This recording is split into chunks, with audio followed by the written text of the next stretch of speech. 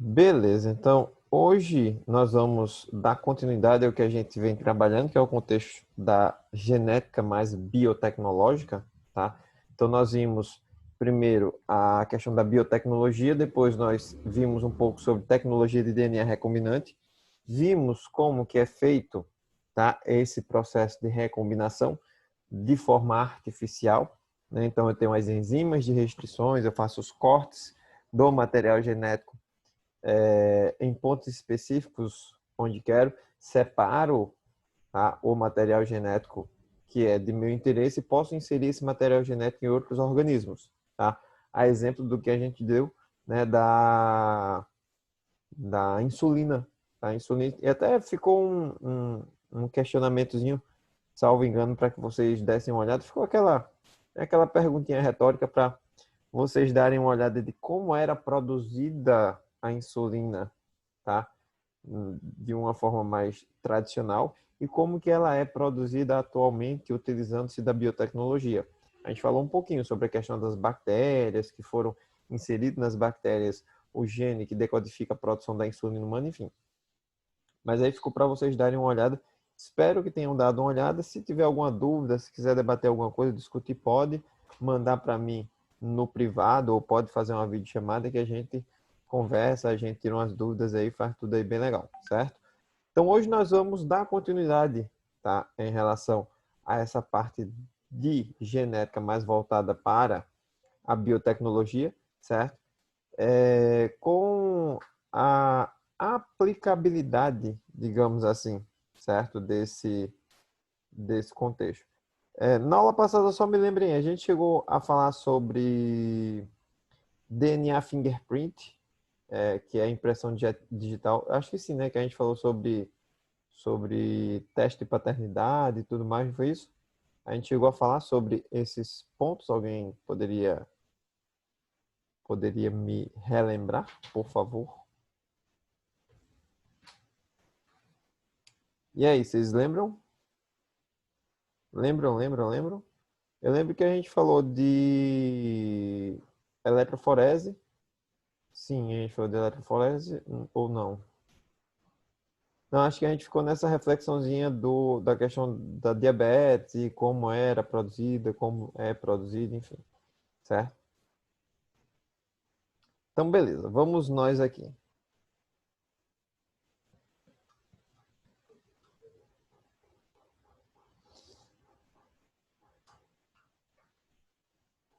Eita, antes de mais nada, deixa eu tirar a minha câmera aqui, porque vai ficar só a tela aparecendo.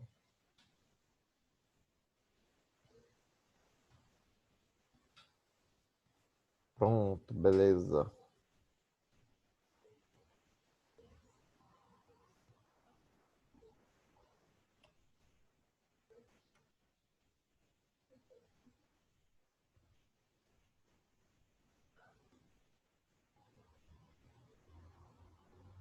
Pronto, ó. Aqui é uma técnica para separação de fragmentos de DNA chamada de eletroforese, tá? As moléculas de DNA, quando quebradas, elas vão gerar fragmentos de tamanho, peso molecular e carga elétrica distinta, certo? Então, um método que eu posso utilizar para a separação dessas moléculas ou desses fragmentos de DNA é a eletroforese. Tá? Então, vou quebrar o DNA, ou RNA, ou proteínas, dependendo da substância que eu queira. Vou utilizar um campo elétrico para fazer a separação dessas moléculas. Então, o primeiro passo vai ser submeter fragmentos de DNA em uma placa contendo gel de algarose, que é um carboidrato que vai ser retirado de algas, tá?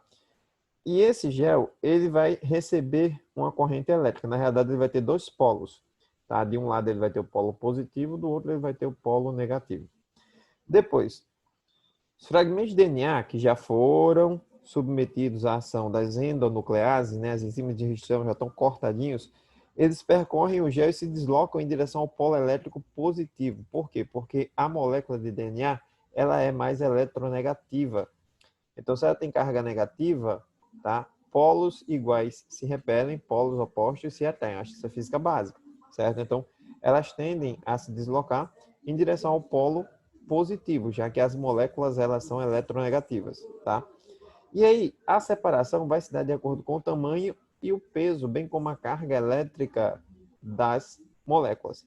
Moléculas menores, elas por serem mais leves, elas acabam tendo uma movimentação mais rápida e vão ficar muito mais próximas ao polo negativo, enquanto moléculas maiores, elas vão apresentar, melhor dizendo, uma movimentação mais lenta, e aí elas podem ficar mais distante do polo negativo, na região mais intermediária, no meio lá do gel de algarose, certo? Quando a corrente elétrica é desligada, os fragmentos param em posições diversas em forma de bandas ou faixas. Daí a gente chama de bandeamento do DNA. Então, eu vou dividir o DNA de acordo com as suas estruturas, tanto moleculares, tá?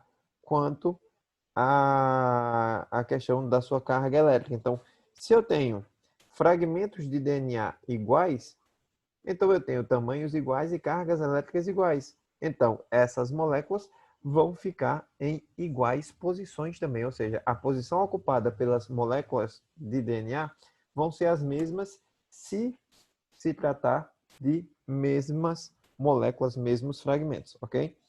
Então, aplica-se brometo de etílio, tá? Que é um corante que vai aderir ao DNA, que quando iluminado com raios UV floresce e possibilita a visualização das bandas de DNA. Por isso que a gente chama de bandeamento, tá? Porque vai ficar mais ou menos assim, ó.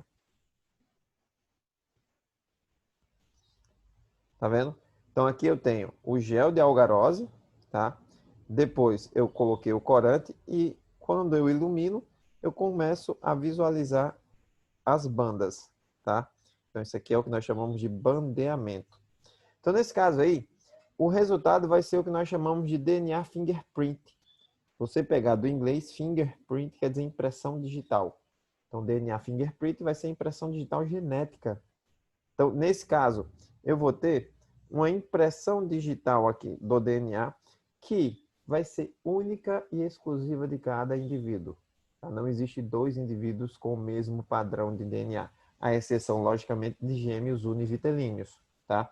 À exceção dos gêmeos univitelíneos, todos os outros organismos de uma mesma espécie, eles vão ter um DNA fingerprint diferente. Tá? Por isso que em alguns lugares, em alguns países do mundo, já se está fazendo um banco de dados genéticos para poder eventualmente comparar o material genético de alguém que, por exemplo, sofreu um acidente, ou de alguém que cometeu um crime, ou caso assim, alguma coisa do gênero, né? Um negócio bem CSI, digamos assim.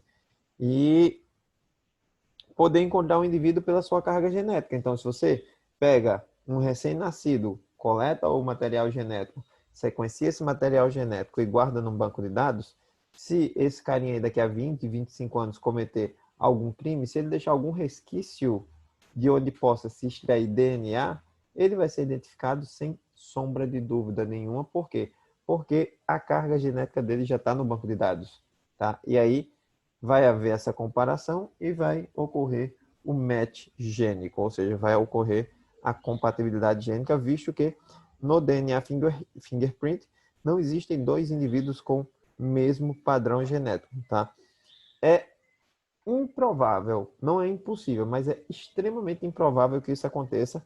Logicamente, à exceção dos gêmeos univitelíneos. Porque como os gêmeos univitelíneos, eles são gerados a partir do mesmo DNA, ou do mesmo óvulo e do mesmo espermatozoide, eles vão ter a mesma carga de DNA, ok? A hibridação molecular, tá? Então, a hibridação molecular vai ser uma técnica para identificar as pessoas de uma maneira mais rápida, mais fácil, tá? Ao invés de eu quebrar todo o material genético e sequenciar todo o material genético, eu fiz isso quando eu fiz lá o projeto Genoma Humano, tá? Eu vou utilizar pontos específicos do DNA que acabam sendo diferentes entre todas as pessoas. Por exemplo, se eu pego o fragmento do DNA que está responsável pela caracterização da mão. Todo mundo tem a mão com 5 dedos, os ossos são iguaizinhos, então, tipo, todo mundo vai ter basicamente a mesma carga genética para a mão, certo? Ou para o pé, para a perna. Ou seja, eu tenho uma carga genética comum para todo mundo, visto que nós também temos muitas características genéticas em comum. Todo mundo tem 2 olhos, todo mundo tem uma boca, 2 orelhas, 2 braços, 2 pernas, enfim. Então essas características aí são características comuns. Se eu for fazer o sequenciamento genético de tudo, essas características vêm junto. E aí vai ser compatível com todo mundo. Então isso só vai me dar mais trabalho para identificar. O que é que eu faço? Eu utilizo, tá, pedaços específicos do meu DNA chamado de sondas de DNA. O que são essas sondas de DNA? Tá? São os fragmentos de DNA que estão associados às características únicas de cada um da gente. Tá? Por exemplo, todo mundo tem o cabelo igual? Não. Tá? Alguém pode até ter o cabelo parecido com o do outro, mas tipo, eu tenho o cabelo, quer dizer, eu não tenho cabelo, né? Mas suponhamos que eu tenha cabelo cacheado, tá? A Sucena também tem cabelo cacheado. Geneticamente a gente pode ser bem parecido pelo fato da gente ter cabelo cacheado, tá? Mas, por exemplo, eu tenho o olho castanho claro, a Sucena tem o olho castanho escuro. Então, quando começa a se observar essas sondas, ou seja, esses fragmentos que desencadeiam características únicas dos indivíduos, a gente consegue montar esse quebra-cabeça e fazer a dissociação dos indivíduos. Tá? Então, ao invés de eu pegar todo o material genético do indivíduo, eu vou utilizar apenas as sondas de DNA, certo? E aí eu vou determinar as bandas, marcando assim o DNA fingerprint dos indivíduos. Então, as sequências de DNA utilizadas para identificar pessoas, tá? No caso de identificação de pessoas, as sequências de DNA utilizadas para detectar são chamadas de VNTR, que é Variable Number of Tandem Repeats, ou seja, número variável de repetições sequenciais. Tá? Eu tenho as sequências de material genético repetidas que vão ser levadas ao processo de eletroforese para fazer o bandeamento. Tá? E aí eu faço a repetição de alguns poucos nucleotídeos, tá? Que são justamente aquelas sondas que a gente acabou de falar anteriormente. Então, ó, as amostras desenvolvidas são tratadas com endonuclease de restrição, especificamente para cortar em locais que eu deseje. Depois são colocadas em uma mesma placa de gel e tratadas com uma sonda que revela certos tipos de VNTR, ou seja, certos tipos de números variáveis de repetições de sequência. O resultado é um padrão de faixas mostrados como um filme, como uma espécie de código de barras, como um filme fotográfico. Tá? E aí, olha a observação aí. Com exceção dos gêmeos univitelínicos, que são os indivíduos chamados de gêmeos idênticos, tá? Cada pessoa tem um padrão específico de repetições herdada dos pais. Mesmo que eu tenha um irmão, que é filho do mesmo pai e da mesma mãe, o nosso padrão de repetição vai ser diferente porque nós somos indivíduos diferentes, tá? Então, aplicação prática de DNA fingerprint, né? Quem nunca assistiu Ratinho? A popularidade disso aí veio à tona quando começou a se fazer testes de paternidade, tá? E aí, quando foi propagado na mídia que muitos programas programas não sei de que, de família e tal, ou programas sensacionalistas faziam, então o teste de paternidade é bem simples, tá? Teoricamente falando. Eu vou pegar aqui a mãe, a criança e os prováveis pais. O que é que tem que acontecer? A criança, ela vai ter 50% do material genético igual da mãe, 50% do material genético igual do pai. Tá? Vamos tentar descobrir aí quem é o pai dessa criança. Primeiro, o que é que eu vou fazer? Eu vou subtrair do DNA da criança tudo que foi igual à mãe. Por quê? Se eu tiro tudo que é igual ao da mãe, o que sobrar obrigatoriamente tem que ser compatível com o pai. Então aqui, ó, eu tenho essa banda que é compatível com a mãe. Aqui eu tenho essa banda que é compatível com a mãe. Vixe Maria, como hoje eu tô com a mão ruim. Eu tenho a banda compatível com a mãe. Tá aqui, ó. Então esse aqui já fica de alguma forma compatível, certo? Aqui eu tenho outro que é compatível com a mãe, certo? Então já tirei duas bandas aqui. Tenho outro aqui compatível com a mãe. Já tirei 3 bandas aqui, certo? Tenho outro aqui compatível com a mãe. Tenho 4 bandas que é compatível com a mãe, tá? 4 bandas de VNTR. E aí, eu tenho essa banda aqui, eu tenho essa banda aqui e tenho essa banda aqui que não é compatível com a mãe. Se não é compatível com a mãe, obrigatoriamente vai ter que ser compatível com o pai. Quando a gente for ver essa primeira banda aqui, ó, já deu para se ligar que não é compatível com o homem A, certo? Então o homem A já está descartado, porque eu tenho que ter no DNA fingerprint, a técnica de teste de paternidade por DNA fingerprint, tá? A taxa de a taxa de eficácia do teste é de 99,9%. Aí não coloca 100% porque pode ocorrer falhas humanas, não falha do DNA, porque o DNA não vai nunca mentir, tá? Mas pode ter uma falha humana na manipulação, enfim, tá? Olha só, a segunda banda compatível também com o homem B, certo? A terceira banda que está em aberto, que não é compatível com a mãe, compatível com o homem B. Ou seja, as 3 bandas que faltavam na criança são 100% compatíveis com o indivíduo B. Então, o pai da criança é esse homem B. É mais ou menos dessa forma que acontece essa questão do bandeamento e a utilização, digamos assim, do bandeamento para a determinação de alguma coisa. Por exemplo, se, como eu disse a você, é aquele negócio bem CSI, né? Você vai lá na cena de crime, o cara deixou algum tipo de resíduo, né, de material genético e por meio de comparação genética você pode encontrar esse indivíduo.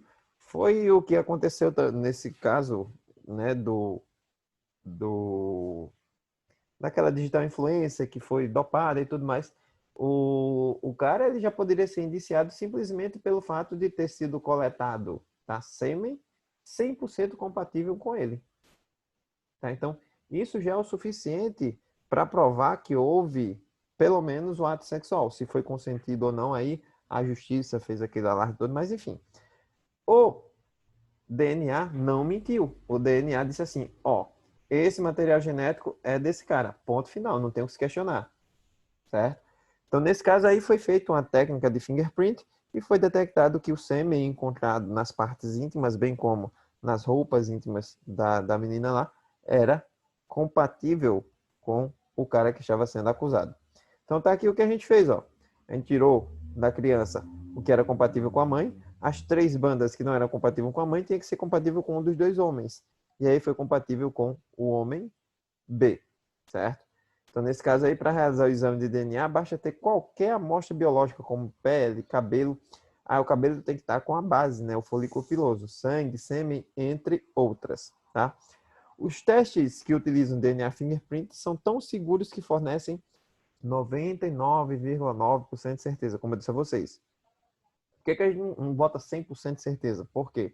Quem vai manipular para fazer o teste são pessoas, são seres humanos, tá? E aí a gente pode ter algum tipo de falha humana. Nós podemos ter algum tipo de erro durante o processo. E isso pode gerar um padrão de bandeamento diferente. Mas enfim, tá? Não que ocorra com frequência, mas há a possibilidade do erro humano gerar algum tipo de padrão que não seja o padrão especificamente correto, tá? Tanto que eu acho que há algumas semanas atrás saiu um caso. Eu não me lembro se foi semana passada. Só sei que foi há alguns dias, né? Que um cara, ele tinha sido condenado por estupro, mas aí não tinham provas o suficiente, só testemunhas, tá? Que diziam que era ele e tudo mais, beleza. E aí o cara foi preso, ele passou 17 anos preso, ele recorreu por várias vezes e, tipo, não conseguiu e tal. E aí uma advogada lá, ela pediu a reabertura do caso, pediu para reavaliar todas as provas que tinham, tá? E no meio das provas lá tinha um material genético que tinha sido coletado no local. Sendo que o material genético foi coletado, mas não foi sequenciado.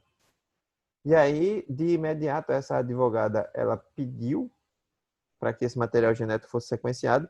E quando fizeram o teste de DNA, tá, que foi encontrado na vítima, o DNA não era compatível com o do cara. Ou seja, o cara passou 17 anos presos por conta de provas, tá, que eram provas muito circunstanciais, digamos assim, tá? E após 17 anos, ele foi solto por conta de uma prova que foi gerada a partir do sequenciamento do DNA, tá?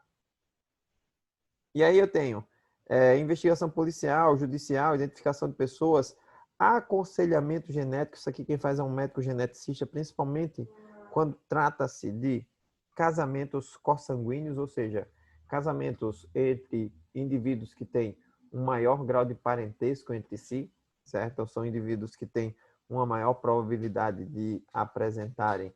Porque, por exemplo, quando você tem indivíduos com ramos familiares genéticos distintos, vamos supor, no meu ramo familiar existe, isso é só uma suposição, tá?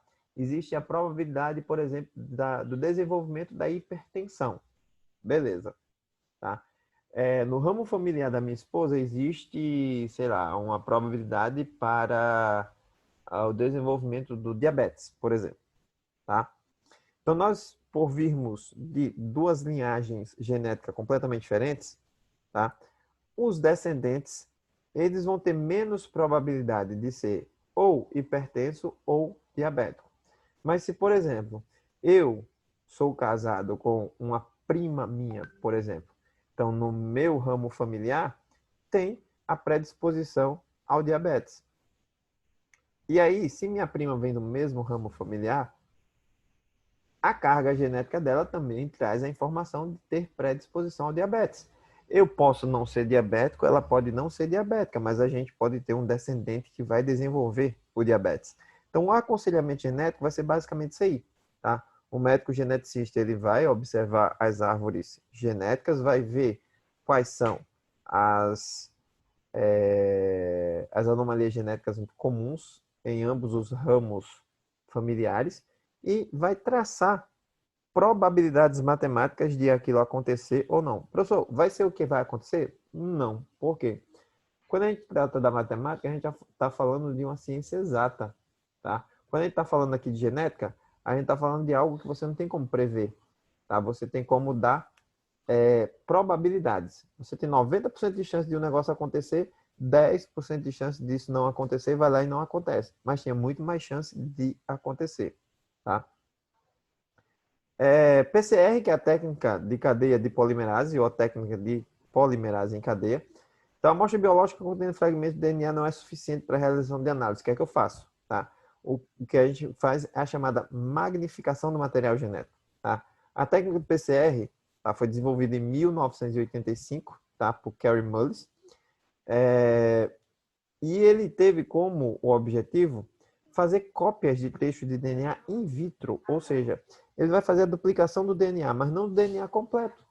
Tá? Ele vai fazer a duplicação daqueles fragmentos de DNA que são de interesse. Tá? Então, eu vou ter uma polimerase de DNA, que é a DNA que vai, DNA polimerase é a enzima que vai fazer a síntese de novas cadeias.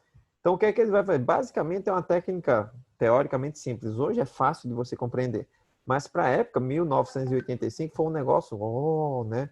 Muito, mas muito, muito, muito avançado. Tá? E aí, ele submete o DNA a altas temperaturas. Tá? Isso vai fazer com que as pontes de hidrogênio, as ligações de hidrogênio da dupla hélice se quebrem. E aí eu tenho as dupla hélices sendo separadas. Depois, eu vou baixando a temperatura e vou adicionar os nucleotídeos e a DNA polimerase. E aí a DNA polimerase vai pegar esses nucleotídeos e vai inserir nessas cadeias que estão abertas. Então, de um DNA, eu faço 2. De 2 eu faço 4, de 4 eu faço 8, de 8 eu faço 16. Ou seja, cada vez que eu aplico a técnica do PCR, eu duplico a quantidade de material genético, tá? É como se ele meio que, de uma forma mais grosseira, digamos assim, de se falar, é como se ele tivesse imitando uma mitose. Só que ao invés de dividir células, ele só vai até a fase de intérfase, que é a fase de síntese do material genético, a fase S. Então, ele está simplesmente duplicando o material genético. Tá? Então, teste de DNA tem sido importante para a identificação de pessoas e esclarecer dúvidas. Pode, porém, ter grandes implicações éticas. Tá? Em alguns países, a realização de exames só pode ser feita sob ordem da justiça. Tá? Testes de DNA podem resultar em benefícios para um, mas para outros podem causar sérios danos psicológicos. Tá? No caso de uma criança, por exemplo, tá? Ele é criado com seu pai, com sua mãe a vida inteira. E aí, quando chega, sei lá, aos seus 12, 13, 14 anos, né, o pai briga com a mãe briga com o pai, vão se separar e aí pedem exame de DNA. E aí, aquela criança não é filha daquele pai, e aí começa todo um problema, enfim, tá? E aí, tem um gatilhozinho aí para vocês, né? Aquela alfinetadazinha para vocês, se tiverem curiosidade, dar uma olhada, né? Pesquisar na internet, né? Casos divulgados pela mídia que foram solucionados com a aplicação do teste de DNA, tá? Fique por dentro e responda. Em que situações a lei brasileira obriga o suspeito a realizar o teste de DNA? Então, aqui no Brasil, você pode, tá? Por exemplo, você está sendo acusado de um crime, tem um material genético, você sabe que não é o culpado.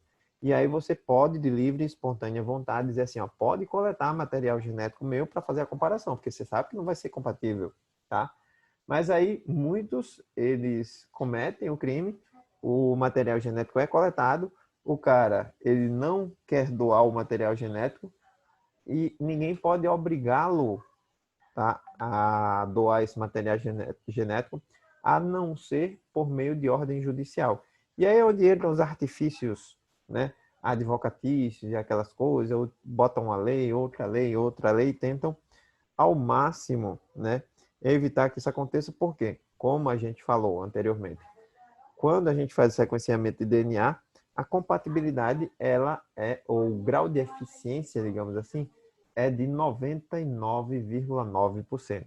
Ou seja, é um negócio que diz assim, pode bater o martelo que está certo ou pode bater o martelo que está errado. Projeto Genoma Humano, tá? Eu lembro que na minha época de ensino médio, quando eu estava terminando o ensino médio, segundo, terceiro ano de ensino médio, o meu professor chegou falando sobre projeto Genoma Humano, que era uma coisa maravilhosa, uma coisa fabulosa que estava sendo feito e tal. Isso no ano de 2001, se eu não me engano, tá? E ele dizendo, poxa, tem um projeto sendo desenvolvido aí que vai sequenciar o material genético humano, pode ser o fim das doenças genéticas e tudo mais, as aplicabilidades são inúmeras, né? Então, foi um dos grandes feitos da história da genética. Sua conclusão se deu em abril de 2003, tá? Isso aí eu lembro porque eu estava na universidade e a gente estava meio que acompanhando de perto, digamos, isso aí, tá? Com a utilização de tecnologias muito sofisticadas, foi possível mapear o DNA humano em 99,99%. São aplicações do projeto Genoma Humano, tá? Identificação de genes que causam ou predispõem doenças genéticas e câncer. No aconselhamento genético, análise das chances de um casal ter filhos portadores de anomalias hereditárias. Identificação de genes que predispõem doenças metabólicas, como o diabetes, tá? Produção de remédios que atuam com mais eficiência e de forma específica, tá?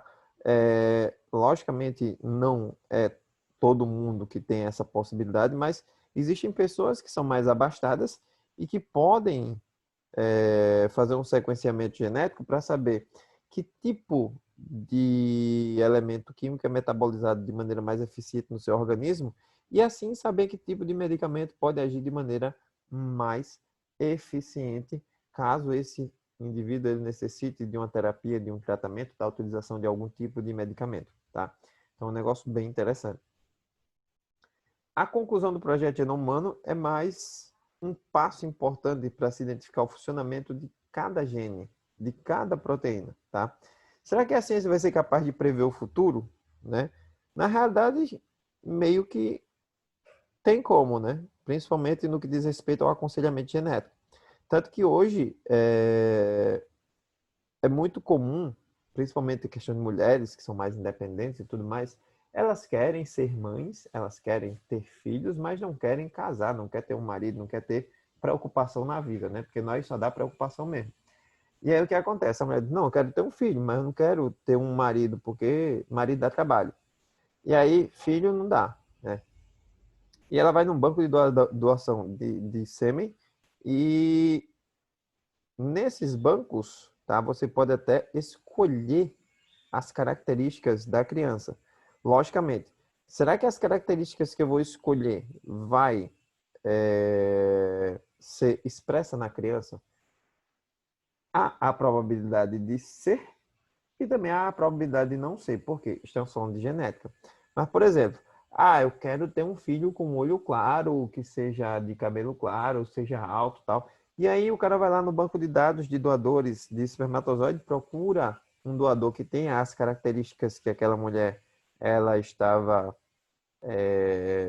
de alguma forma requerendo e vai fornecer àquela mulher o sêmen, tá? Daquele cara. Vai realizar o processo de fecundação in vitro, ou seja, vai retirar um óvulo dela, vai fazer a fecundação in vitro e depois vai implantar o embrião. E ela vai ter um processo gestacional normal como outro processo gestacional qualquer, tá? A fecundação in vitro é o que a gente vulgarmente chama de bebê de proveta, tá? Que são aqueles gerados a partir de inseminação artificial, tá? Então, a identificação de genoma humano abriu um leque de discussões sobre incertezas éticas e legais a respeito do uso da informação do código genético de uma pessoa para determinados fins. Então, nesse caso aí, o cara pode, por exemplo, eu tenho muito dinheiro, beleza. Eu quero selecionar as características para o meu filho.